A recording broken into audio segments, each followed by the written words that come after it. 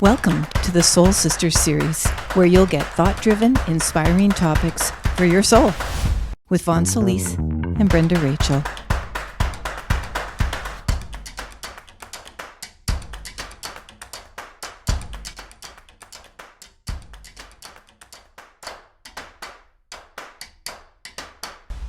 Okay, so welcome again to our Soul Sisters series. We are at part 6. I'm Vonne. I'm Brenda. And together we are the Soul Sisters. Are we ever going to get tired of that? I don't think so. No. Oh, gosh. Anyway, welcome. So today at part 6, we're going to be talking all about pain as part of our life plan. And then we're going to be moving into the paddle and the flip drill as an analogy for life. And I'm not going to give away any more right now, but we are going to be ending with that today. Last week, we did talk all about the angels, and we had so much to say, we did not get to this part. I know. So we're creating a special episode just really to address the, I'm going to say, frustrations, depression, anxiety, stress, hopelessness, and everything else we feel when life takes a turn and pain becomes part of our life plan. And we're going to talk a little bit about what that means too. So let's get into it, sis. You ready? I sure am. Okay, perfect. Yeah. Okay, so why don't we just get right into it? And I sort of want you to focus on what you think is like the most sort of severe pain, frustrating pain, everything I just sort of mentioned in the intro, the depression. I know in your book, you talk a lot about your suicide attempt, a fabulous chapter, the frustration, what led you to it. Very thoughtful. We're not advocating suicide. We are acknowledging it as a very real part of life.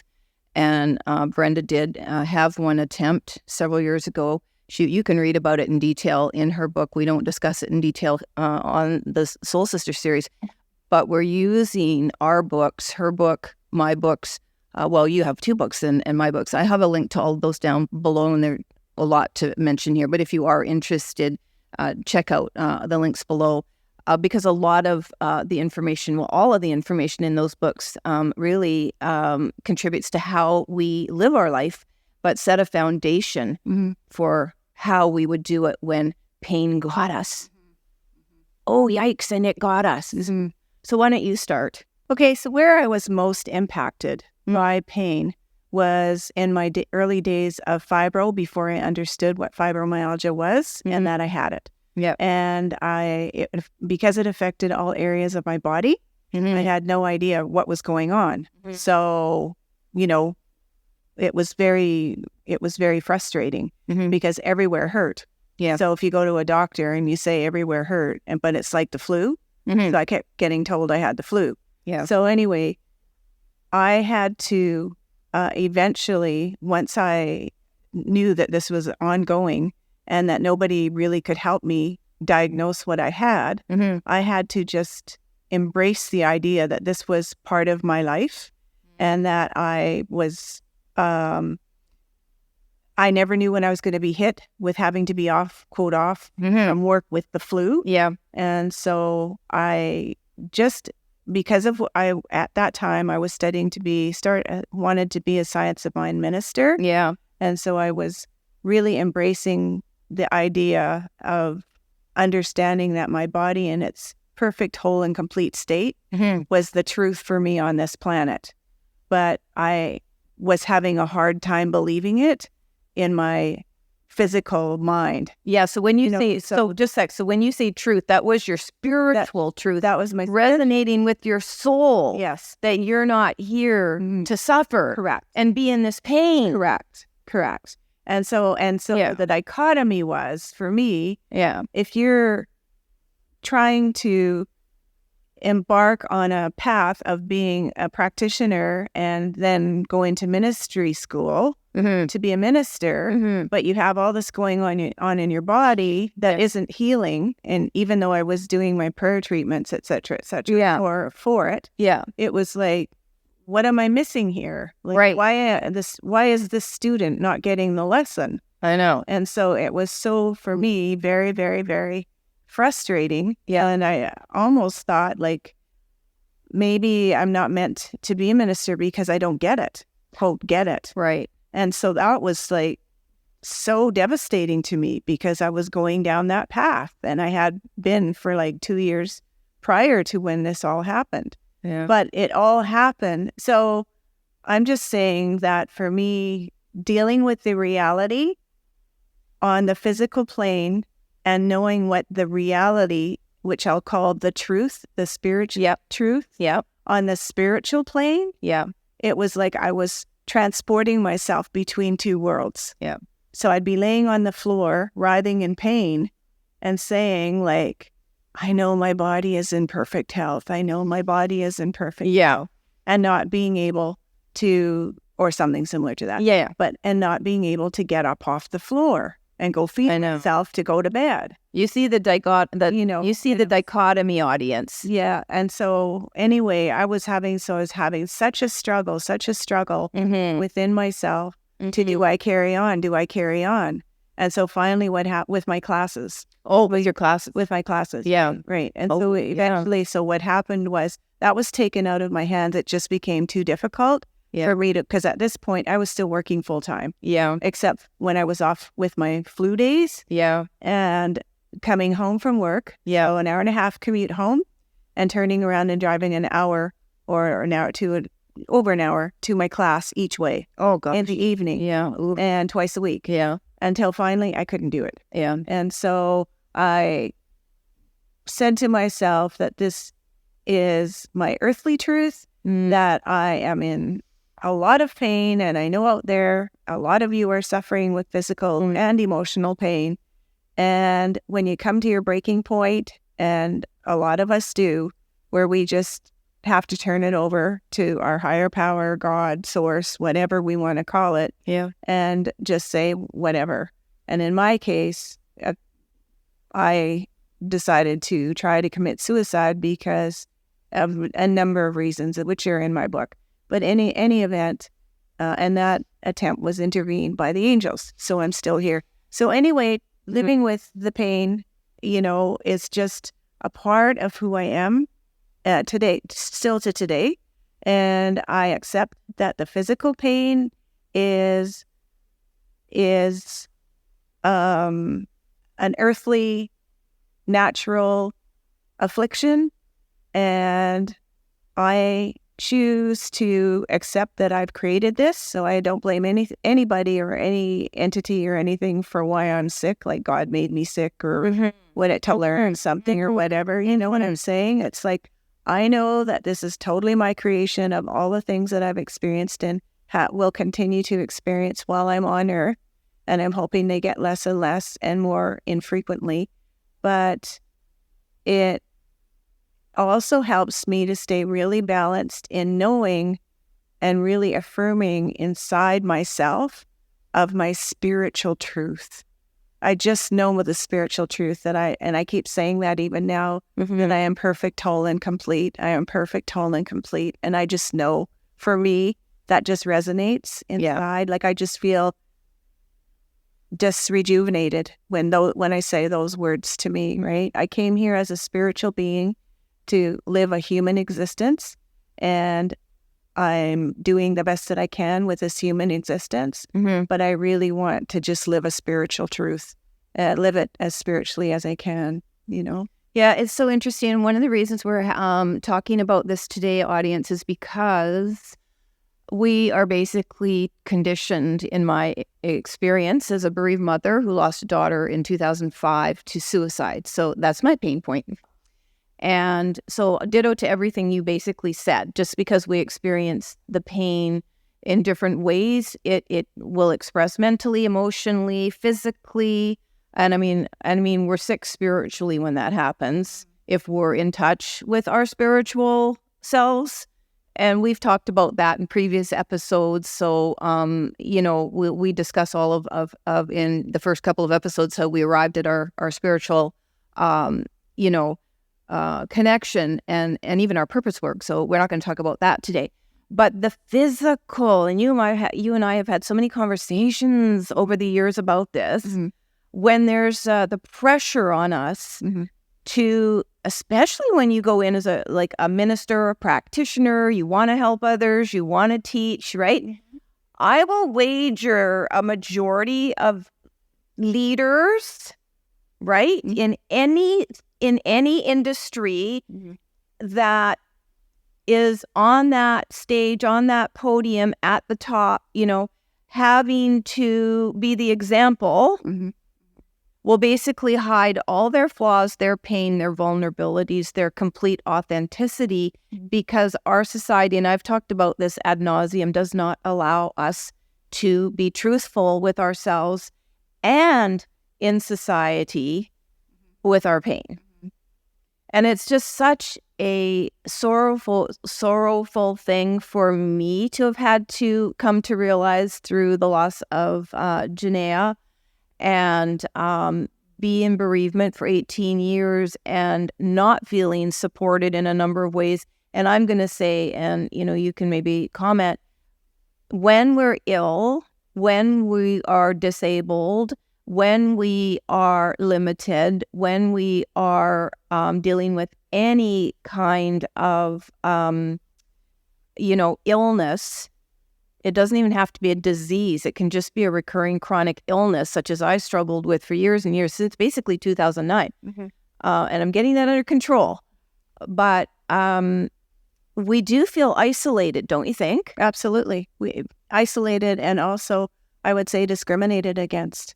Because especially for me, I was working in a very large office of 350 people, continually going to work. But when I was off sick, I would be off sick longer than anybody else. And I'm writing that down to come back to. Right. And so, and I just felt that I was being looked at by my superiors, that I was trying to take advantage of the system, like buck the system and all that kind of stuff. And that made me, even whether that was truthful or not truthful, I don't know, but that's how I felt. And I just have to ask, so you thought that they were judging you and thinking that because you were ill longer than other people, it took you, let me rephrase that, it took you longer to recover than other people? Well, it took me, and it was never recovered through the illness. I would still come back ill to work, but I could actually come back. Me too. Yeah, and all about dragging your rear end into work. But so you thought they were judging you, but you don't know if that's a real fact, but they might have been, because as they call it, quiet firing today. I'm going to wager, sorry, employers and corporate, America and corporate global, the expectation to show up and perform and do all your duties. That's what I work, because you can be replaced, and in some cultures this is much more evident than others.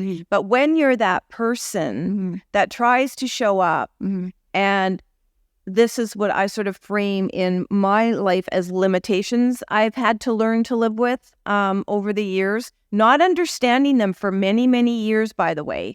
And when I finally did start to understand them, and this for me is living with post-traumatic stress disorder, which I manage, and anxiety goes along with that, and then the chronic flu-like illnesses I would get repeatedly. And I love what you say about, well, I don't love it, but I'm going to acknowledge what you say because I resonate with it. You go back to work, but you're still not well. Correct. You're just well enough to do the job until you get, taken out. I used to say, I'm out of the game again. Yep. And, we go again. For a long time, when I was really, really sick, I had fantastic employers that allowed me to work at home. So I'd be sitting there like this, but still working because I wanted to save my sick days and do the job. And a lot of that was just basically being so out of touch with what was really going on with me, which was now 9 years, 10 years later, after living with PTSD and not knowing that, it was just decimating my body. Fortunately, angels, my creation, call it what you want, I never got a disease that took me out for permanent life disability, but some people do. And I'm not going to talk today at all about what I think that grief and sorrow, does to us inside, that low, horrible energy, that toxicity of illness. But I do believe it is responsible for a number of diseases and death. And I knew that was not an option, a possibility for me if I didn't look after myself and pay attention to myself. And so I just wanted to throw in here. So for me, it wasn't about healing it. Well, it was for a number of years until it wasn't a few years ago. And just what you said, accepting this is part of my life, and lowering the bar significantly, what I had set for myself to be perfectly healed, because I, like you, wasn't studying to be a minister, but an angel healing practitioner, an example for others how to not get stuck in your cycle, not get stuck in the pain. But then I switched my body of work about 5 years ago to, no, let's honor it. We're humans. We're humans. And I was thinking I was getting it wrong by wanting the physical to need to represent the inner, what you said, our spiritual truth. We are perfect, whole, and healthy. Right? Perfect, whole, and complete is for you. So mine is perfect, whole, and healthy. But I'm already that inside. And when I gave up, I had an epiphany probably like several months ago where I'm like, it's okay if you don't quite reflect that on the outside yet or ever. Honor that that's your truth inside and live from the inside out. Exactly. And I absolutely love that, because when I'm sitting at home and I'm feeling like really not well, and only I know what my gauge is. But I sit there and I go, but today's a good day because it isn't as bad as it was before. And so, because I know how really bad was. So when I have like a day that's not that bad, it's like, okay, I'm not there yet on the yardstick to where I want to be. Right. But I'm not where I was. Yeah. So I want to also talk a little bit. So I want to acknowledge, so for anybody watching this or listening to this on audio, I really encourage people, and I think you'd agree with me, sis, to just really, if you're not perfect on the outside, health-wise or in any other way, it's A-okay, because my belief is that when we embrace that perfection inside, changes will occur on the outside as well. Correct. Absolutely. So, just think about that. I believe that 1,000%. Yeah. So I do want to move a little bit to, so we're living with, we honor the physical. For me, it was like a huge difference in my healing journey, in my grief. I've always stated from the very, very beginning when I published my first book, Divine Healing, that not everyone is capable and achieves the healing that others might look at as optimal full healing. But whatever it is for you, that's okay. And we talk about gauges, and you don't need to, but I set them for myself. Because I think, I'd like you to speak about this a little bit too. And then I want to circle back to having this pain with perfect spiritual health as the contrast, and kind of what we think about that. Because we've also talked about, the contrast that this world, is unlimited in terms of light, dark, happy, sad, healthy, ill, etc., etc. There's a contrast and an opposite for just about everything on this planet. So in this world of contrast, pain is a reality. Absolutely. For many people. And all kinds of pain. Right, right. So for me, it doesn't really matter where the pain comes from. It's just pain. And suffering, by the way, when I looked up what's the difference between pain and suffering. So suffering is just really in agony for a long period of time about the pain. It just, and we can suffer for years. We can suffer for a lifetime. And so in terms of, I want to talk a little bit about, before we get to, as I said, this spiritual, it's part of the life plan that we create.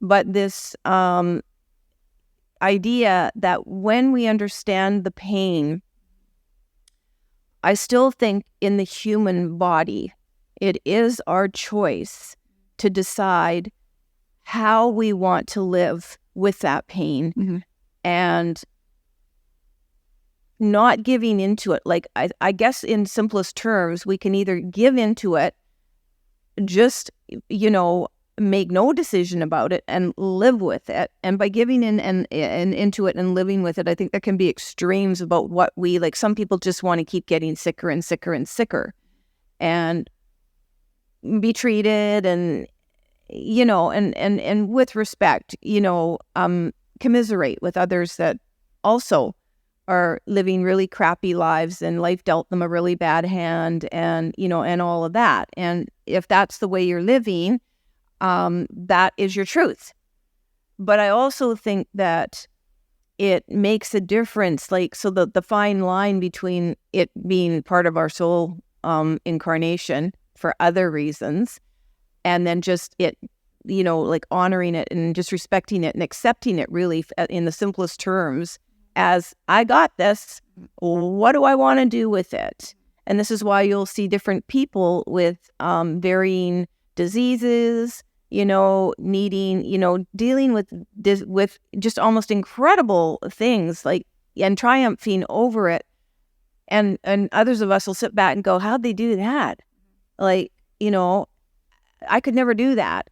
And they serve as inspiration. And so we could argue that one's intrinsic attitude towards life, cup half full, cup empty, I'm going to beat this, I'm sick, and, it's just going to get worse, and right? Like, they're all different ways to approach living with pain.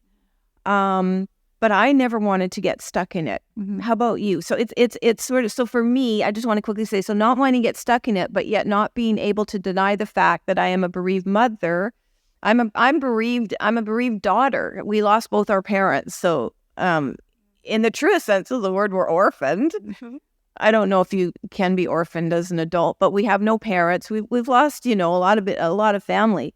And but none of those deaths have really rocked me.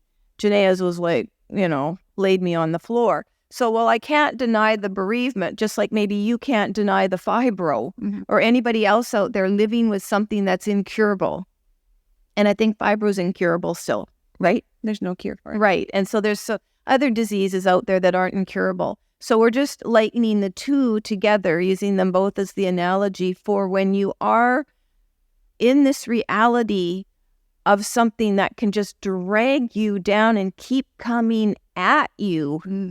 And you never know, like for you might never know when a symptom's going to hit and take you down, and you're, part of your body's going to give out, or you don't have energy, or you're sick, or, whatever. And so also for those of us in bereavement, we never know the triggers that are going to set us back. It could be temporary, but, the longer we're in this stuff, you live with it. There's that sorrow, there's that part of your heart missing. It's not going to be replaced. And a mistake I believe that a lot of people in bereavement, just a shout out for those who are bereaved, dealing with difficult loss, make is the fact that they try and repair that. They try and, it happened, push it away. They don't really get into the nit grit of the pain and really face it. And I think that is also, while we're not talking about that today, I think that's a huge piece in one, being able to make a choice to decide, do you want to stay at the worst of this, or do you want to do what you can to accept it, but still, like you say, it's a good day today. Today wasn't as bad as another day. Mm-hmm. And my guess is you have more of those than really super bad days now in your life, mm-hmm. would you say? Mm-hmm. But the other piece I want to acknowledge here, and I didn't say it earlier because I forgot it, but we are really, when we were talking about going back to work, and you have to go back sick, or in some cases, you don't even have time to really grieve. You got to put it off because the job is a calling. You got to make the paycheck. So I call it sort of the economy of grief. Mm-hmm. Everything has a timeline and a dollar figure when it deals with our pain. Mm-hmm. And that is another huge reason when we're working for an employer. Sure. Mm-hmm. But even when you're not, mm-hmm. and just getting a job, and feeling like you're saying discriminated against, and you can't work, the dollar figure is you're broke, mm-hmm. and there's not enough support and resources, pensions, disability, mm-hmm. to help people. Mm-hmm. No, but what I meant, but I get what you're saying. It's different for people who absolutely have to go into a place and report to somebody, mm-hmm. To get their food on the table, rather than somebody has that under their own control and their own responsibility, right. And they can figure that out themselves. But here's the thing. I think that there are millions of people that, and we've had this conversation before, so you and I both retired, mm-hmm. and, we're doing our own other thing, mm-hmm. but I could never go and work for someone again. No. We've talked about this. Yeah. And so in terms of just throwing in this to think about it in economic terms, I have to plan a life where I know I could never punch a clock again. Mm-hmm. And so for those people, and I don't know how many of the, audience members watching this or listening to this are in that situation, but there will be a percentage of people that I'm sure are resonating with you and I are saying, mm-hmm. because you said you can't punch a clock again either. No. You're done. No, I cannot keep any kind of time frame for anything. Everything I do in a day is just as it unfolds. Right, but you could never go and get a job is what I'm saying. Yep. You could never go and work for someone else again. Yeah. And we see where we live, I won't say the name of the city, but we see a lot of seniors. Mm-hmm. We're both seniors, by the way, right. And seniors. No, and anyway, and we are seniors, and I'm a baby senior for sure, and just in my mid-60s. But we're at that point where we can collect some pensions, and in our country, in Canada, they're decent. They're okay. And then if you've worked, you have, in Canada, either a paid pension. So, so enough just to say we have enough income at the moment to support ourselves where we're not, feeling threatened, mm-hmm. By economics. But we, in our small city, we see a lot of seniors working, don't we? Oh, absolutely. Absolutely. I know. My God. One fellow I talk to weekly at one of my favorite grocery stores, and he's over 80. Holy split 80s. And I've said, and listen, there might be some people, for sure, a percentage of people who want to work, go punch a clock, and do certain jobs because they just love it so much and they want to keep busy and active. Mm-hmm. More power to them. Mm-hmm. But really, we're speaking about the reality here where people can't make ends meet, and certainly with increasing, economic stresses around the world, our health plays such a huge factor, mm-hmm.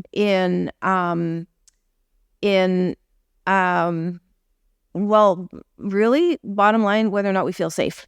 Mm-hmm. Absolutely. Do we feel safe today? And what if something happens? What if something happens and my health has taken me, down a turn, where like I'm really kind of like done. And anyway, I don't want to go down that rabbit hole too much, but I'm just saying these things play out the longer you're living with a health issue, mm-hmm. or you're living with something that can threaten to take you down, or it happens suddenly and you're not prepared for it.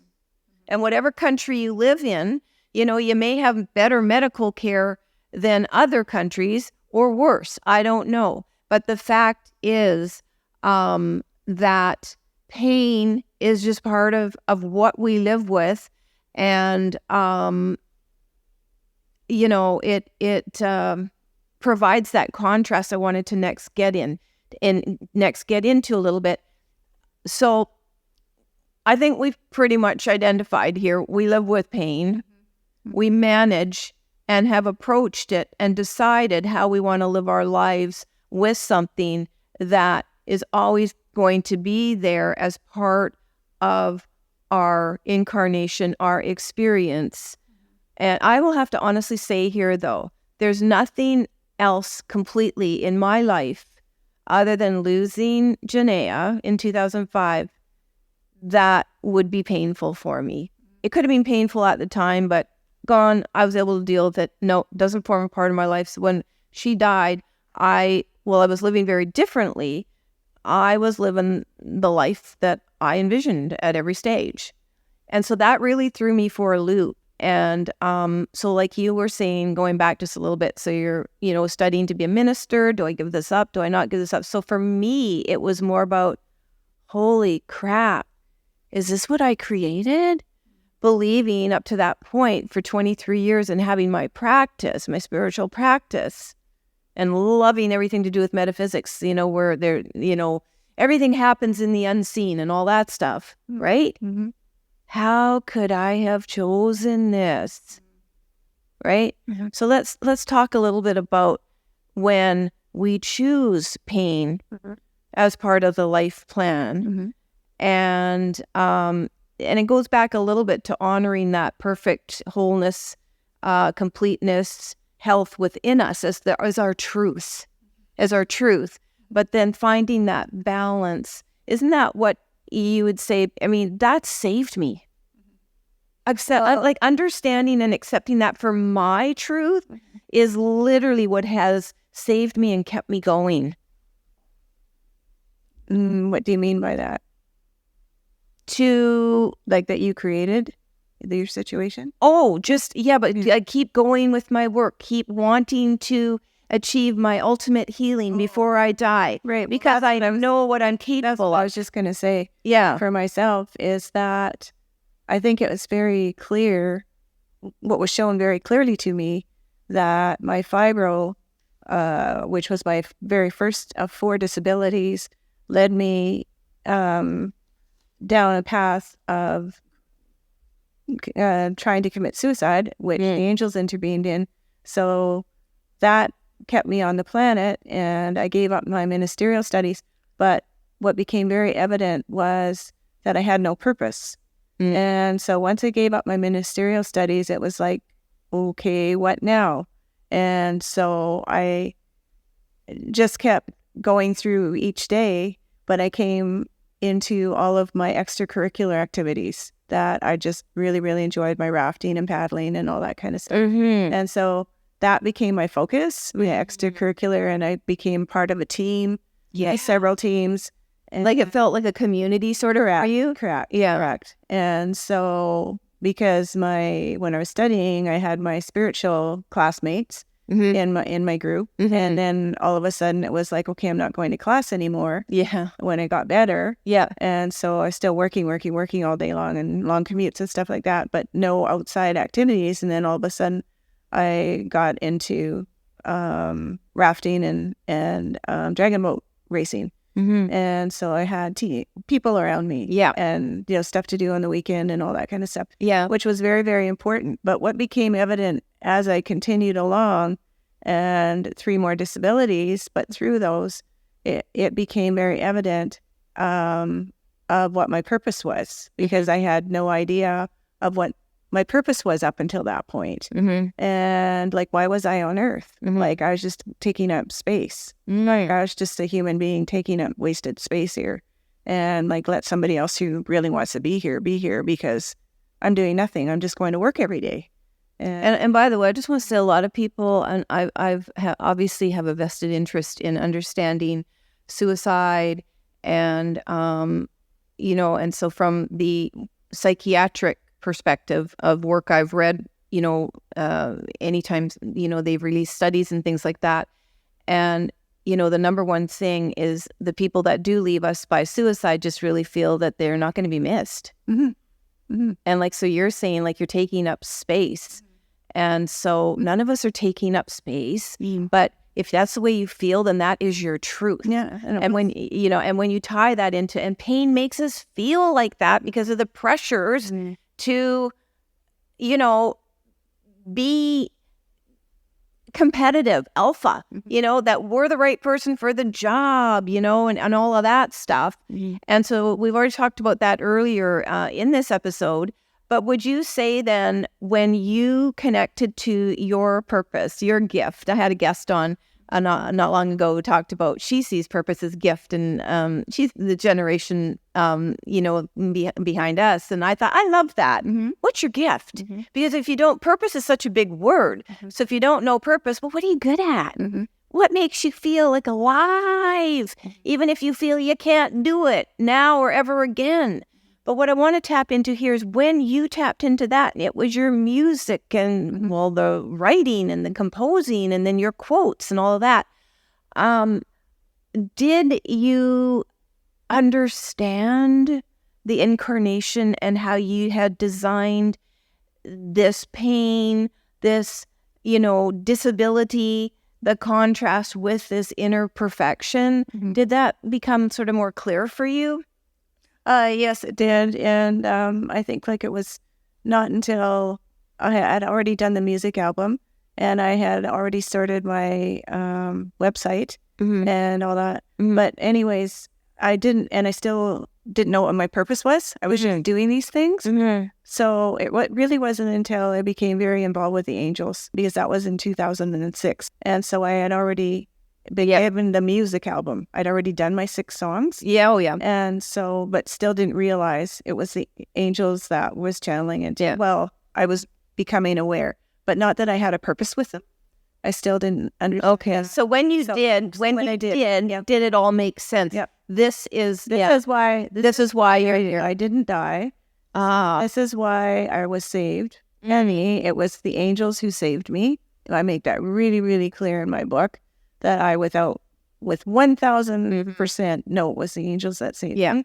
And well, they sure as heck saved me too. So, Yep, exactly. And so from that point forward, once I knew that I was here to do something for them, then things began to unfold. Okay. And, So and so for me, I'm just saying, so I knew immediately as soon as, literally as within, I just would say days, but no later than weeks. When Janaea died, I was already like so invested with wanting to make a difference in the way that we understand and, loss, death, and experience grief.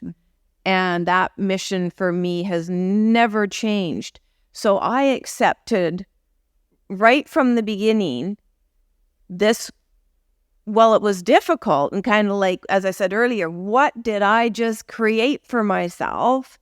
At the same time, I took responsibility for designing the life that it was this way, and Janaea played her part in it. I actually thanked her and kind of turned it over the years into a little bit of a joke between us, her and the afterlife, and like, all right, so you were the one that left, and kudos to you. It took a lot of guts to do what you did. Again, not advocating suicide, but it was reality. It's the way it happened. And I absolutely, a lot of people say, oh, they took the coward's way out.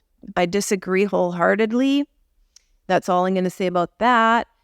And then I just sometimes would turn it into, no problem, babe, I got you. I can do this in this life. We took this on together to make a difference. And that difference, as I say, was to advocate for the bereaved and in every aspect of my work. And what I wanted to say about that was, I still have people telling me, I'll have guests on or whatever, and they'll say, oh, your daughter's still working with you, or, she's such a powerful presence in all of your work, and, et cetera, and what a legacy. So while we may not like, and this is the point I'm getting to, this is the pain, we may not like the experience of the pain and how it's come to us, but it sure does leave us with a lot of choices in terms of what we want to do with it, doesn't it? It sure does. And I write about in Divine Healing, and I have a self-help practice in the back of that book where I talk about embracing pain as your tool for change. It's a principle I grabbed onto many, many, many years ago, because I think, again, it was with the background and understanding and accepting this is my creation, and what, that I was going to do something positive with it. And what I want to say about when we don't accept it as our creation, and Brenda and I don't push any of our ideas on anybody. We're just talking about Not this. At all. This is what we do. This is our reality. But when you accept your life as your creation, whether or not you take it into the divine or you're just going to limit it to the human experience, you don't get to blame anybody else for where you are, who you are, or what is happening in your life. You manage your life and you learn to embrace it and actually manifest and create wonderful things for it, rather than sitting back and letting things happen to you, which then you can blame other people or your circumstances for. And we're just not wired like that. No. I never heard you once over the decades complain about your pain or situation. Right. Ever. I didn't. I know. So we're very blessed. So even when we look at soul contracts, and I've done a coaching episode on soul contracts to talk all about it. So we're not going to talk about it here. But when we talk about soul contracts, you and I contracted to be sisters in this life. And absolutely did. And we contracted to do this show together. Sure. So everything we do, is you can take it down to minutia if you want to, but on the larger scale, coming from the same family, the whole reason for this series is, to share with other people how two very, very different people come together as sisters, polar opposite experiences, come from the same dysfunction, and end up basically in a very similar place. Yeah. Both of us definitely conduits for and angels, for angelic work, and trying to make a difference. And I believe making a difference in our small way in all of the work we do and how we conduct ourselves. That's the reason for the Soul Sisters series as a legacy, to help others and for each other to remember who we were, because it's going to be really weird when one of us goes and the other's not here, and you kind of go, oh my God. And then we'll be able to look back at this, and assuming that they still have video technology, whenever that happens. But anyway, and go, oh my God, we had some powerful messages to share with each other and the world. And I see that very much as our pain bringing us together. Well, I was just going to say that out of our darkness, each of our darknesses, dark places in our lives, we have chosen to be lights. Yeah. And bring light to the world. Yeah. From two totally different realms of darkness. Yeah. And it's cool. It's cool. Let's move really quickly before we end up, top of the hour with this episode, talking about the paddle and flip drill. So Brenda mentioned earlier that, you did mention you got into rafting, dragon boating, all of this stuff. But in your book, you talk about this whole thing about being, having, the paddle and flip drill exercise before hitting any rapids. Yeah, no. So what it was is the flip drill was as soon as we got our life jackets on and stood around in a group at the edge of the river before we actually got in the raft to paddle down the river, we were told that we would have to have a flip drill. And so all of us who had just been our first time, we had no clue what this was. So I could still remember that feeling of, oh my God, are they going to dump us out in the middle of like some turbulent rapids? Or like, I had no idea. And so I just have to quickly interject, because this is an analogy for life. Are you thinking at this point, first time you go rafting, first flip drill, that you're just going to get in the raft and there might be a few currents and rapids, but you're not going to fall out. You're going to be safe and you're going to coast through the ride? No. Or did you anticipate? No, I knew exactly. No, they told us they would be flipping the raft. So we all knew standing there, holding our paddles, our first time ever, like we were, up to maybe knee deep in water or whatever, not up to our thighs yet. But then we had to swim out to the rafts, which were a little ways away from the shoreline, swim out to the rafts. We had to hurl ourselves into the raft with our paddle. And so we all had to learn how to do that in our, wetsuits and our life jackets, everything heavy, very cumbersome. So how life can sometimes be really cumbersome when we're going on some kind of a journey, health journey, whatever. And so we went about, 200 meters, maybe 2 minutes down the river, because it was very slow current at the beginning. And then the rapids started. Yeah. Very light rapids. Yeah. Into heavier rapids. So in the class 2 rapids, not the class 1, but class 2, class 5 is almost unrunnable. Class 6 is not runnable. So we're in class 2. So the guide flips. We're all paddling. Yep. And he says, okay, paddles up. And then he says, I'm going to flip the raft now. So he flips the raft. So we all go out however we go out. Yep. Do our somersaults, whatever, land there. So we have our paddles and we're in the midst of this current.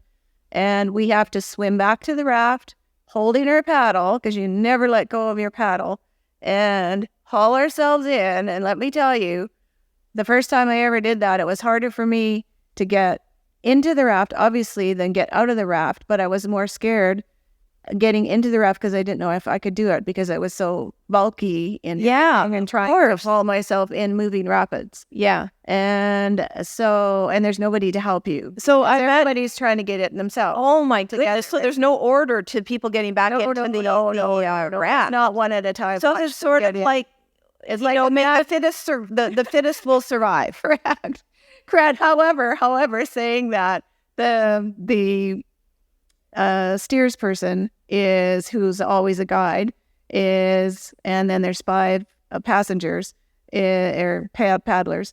He's in the raft, and so he's holding his paddle there to keep the raft as steady as he can in the calmer rapids. Right. So I guess maybe I'll say heavy class 1 to moving into a class 2, we would the raft would be flipped. But you can't feel the bottom of the river. It wasn't like still water where they just go and flip the raft. No. So you can't feel the bottom of the river. No. You're there. You're into water over your head. In these rapids, and life is happening either for or to you, and you got to get yourself back into the raft with your paddle. Yeah. Mm-hmm. And even sometimes, as much as we're trained or whatever, so this is the analogy for life. Mm-hmm. As much as we're trained, these things can make us panic. Mm-hmm. And did anybody ever have trouble getting back into the river? Oh, yeah. And so like all of us who had already gotten in, or, and many times I needed help. And so there'd be somebody who had already, like a big, strong burlap person, he had already got in the raft. And so everybody extended their arms over. So community. Oh, yeah, exactly. Yeah, I'll give you a hand. You can't get in. I'll give you a hand. Nobody's left behind. Yeah. No. And the raft, to be fair, it didn't keep going down the river when there were like 5 people in the water. He held the raft in a very slow, like whatever, position, so that it gave time for everybody to get there. I mean, we didn't have to swim a mile to the raft or anything like that, right? We were flipped out. You end up maybe, 2 or 3 feet from the raft. Right. So it's a very short, swim back to the raft. Yeah.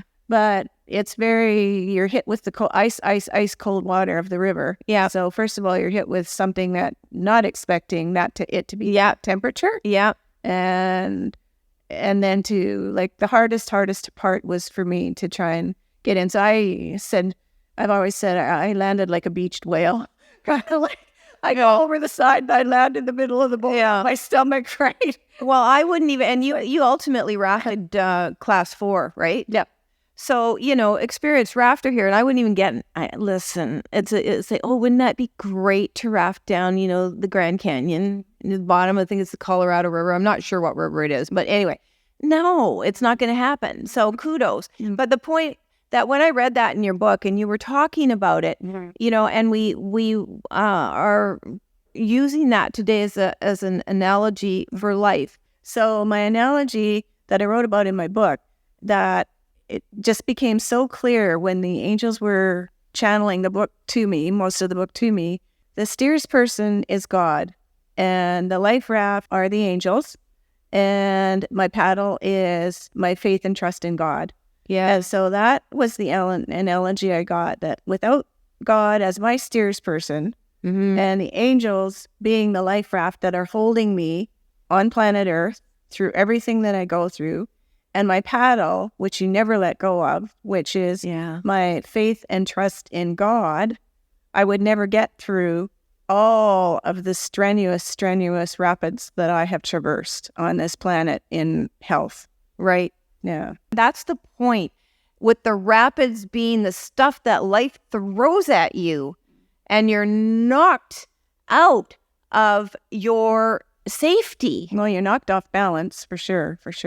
Well, I was completely decimated by the death of Janaea. Yeah. I'm not even the same person mm-hmm. I was before her death, which you can attest to.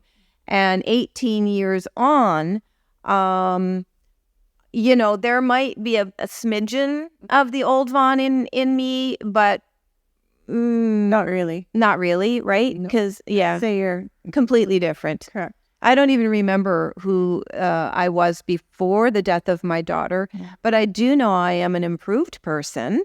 And it doesn't mean I was not a good person before. It just means I'm an incredibly enhanced person.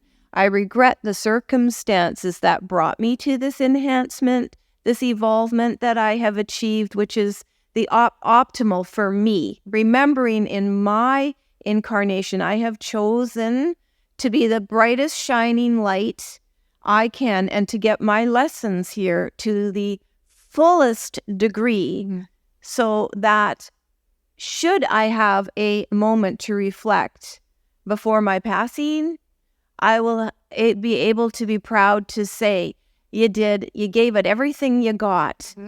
You did good. Mm-hmm. I know that's grammatically incorrect, but that's my whole purpose for me, what I want to achieve going forward. Mm-hmm. And that encompasses a gazillion things, being the best for everybody, and connection and respect and love for everybody, my family, and being the best I can for me, because then they benefit and everybody else benefits. Nobody benefits when we're suffering. Nobody. And people don't want to be around us when we're in pain and moaning and groaning and suffering. And so the other thing I think that's very uplifting, and I wanted to say, and I just love that analogy. My analogy was when Mom was alive. And again, it's so interesting because we use the rapids, unbeknownst to me, you're using the same thing. But Mom, and she passed in 2010. And it was a sudden death, right? And she's 78 and boom, she's there, and then she's not there. And, but she would always say, whenever I was coming up against some, struggles, or she was coming up against struggles, move your canoe there. We would be in these canoes side by side, and the struggle would be represented by, say, a big boulder. And, and so we would just nudge each other and just say, we got to nudge, let's nudge ourselves away, get ourselves turned around and get back in the flow. We are facing away from the flow, get the canoe turned around and get back in the flow of the current. And that was our analogy for staying in the life flow. Beautiful, honey. Yeah. I didn't know that. Yeah, years and years and years. Because she was we lived in the same city, Mom and I, for many years. And many years we didn't, but the years that we did, and we often had tea together. And, Mom was always having tea with us, even from the time we were children. Mm-hmm. and have these discussions and, things like that. And she got me through some pretty trying times. And so, but I always remembered, okay, I'm in my canoe and it's hitting this rock, nudge, nudge, nudge, but again, it's that paddle, depending on that paddle. Without our paddle, right? Yep. You can call it a cane, you can call it a crutch, you can call it anything you want, but we call it a paddle. That is that faith and trust that something greater than ourselves will show us the way, as long as we have faith and trust in that faith. Right. It will deliver. Yeah. Your faith can be anything, by the way. It can be anything. So I just want to kind of close this off with adapting to our circumstances and embracing what we are experiencing, whether or not you choose to believe that you created it or you don't, and you're still in life happened to me, that's fine. But you are responsible and in charge of how you want to be impacted, negatively or positively, by the experience that can come to us rooted in pain. Would you say? Yeah. I guess what I'll say, and I'll just keep saying this occasionally through our series, is that thoughts create things. Wayne Dyer, that was a great Wayne Dyer quote. And I have adopted that in my life and to my life. And that I just believe with every thought that I think, it creates something. And so whatever that something is can be changed with a thought. Yeah. So if we're thinking anything super negative, I advocate for honoring it. If you feel crappy, own it. Yeah. And if you feel crappy for a while, own it. Absolutely. Because I think when we feel really at our lowest, it is also a chance for us to reflect.